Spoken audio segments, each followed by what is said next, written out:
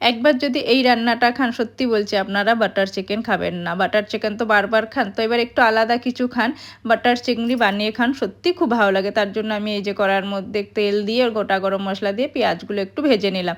পেঁয়াজগুলো একটু ভাজা হয়ে গেল, তার মধ্যে আমি টমেটো, আদা, রসুন, কাঁচা লঙ্কা দিয়ে দিলাম, ওটা একটু হালকা ভাজা হয়ে গেছে।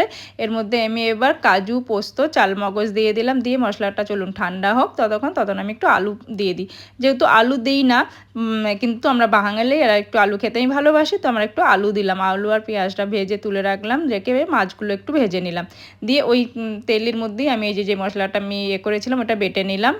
নিয়ে ওর মধ্যে একটু মশলাটা কষে নিয়ে তার মধ্যে এই যে হলুদ গুঁড়ো, ধনে গুঁড়ো, জিরে গুঁড়ো, লঙ্কা গুঁড়ো দিয়ে মশলাটা কষে নিয়েছি, নিয়ে জল দিয়ে দিয়েছি, আর দিয়ে এই যে আলুগুলো দিয়ে দিলাম আর মাছগুলো দিয়ে দিলাম, দিয়ে এই যে নুনও দিয়ে দিলাম।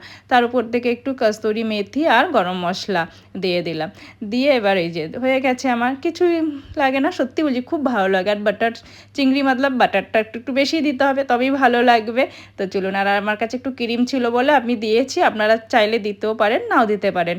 তো চলুন আমি এবার খেয়ে দেখি কেমন লাগলো। তো চলুন টাটা, খেয়ে নিই।